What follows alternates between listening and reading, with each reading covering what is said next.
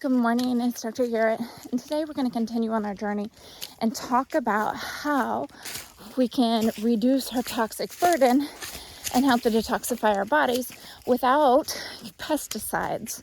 So why do we have pesticides in our food? Unfortunately, because we have to mass market food and people want it to sit on the shelves for long periods of time, we use a lot of pesticides.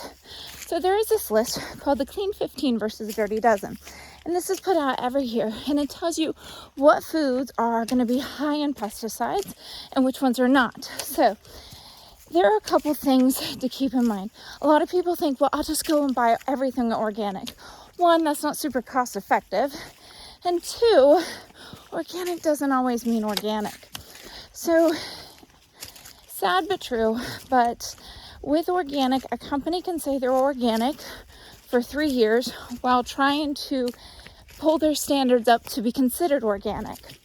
However, if they do not reach that organic status, they can change the name of their company, or they can sell it off or trade hands and then try again for another 3 years.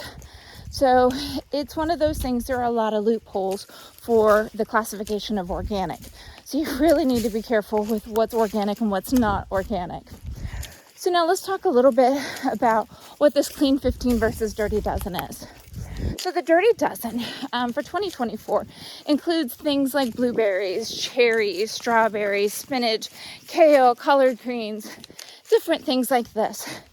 And so these are foods that you either want to buy organic, and I would still wash with a vinegar wash, or you're going to want to avoid these foods altogether. Now the Clean 15 is a little bit different.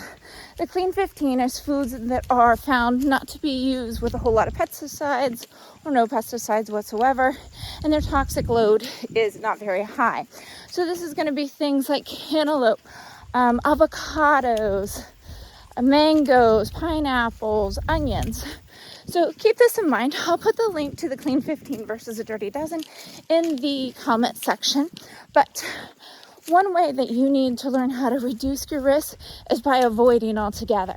So if you can go to a farmer's market, people that you know and trust, ask them if it's organic and they say it is, you can usually trust that. If you're buying something that's not organic, or even if it is, it's always a good idea to go ahead and clean those fruits and vegetables very, very well.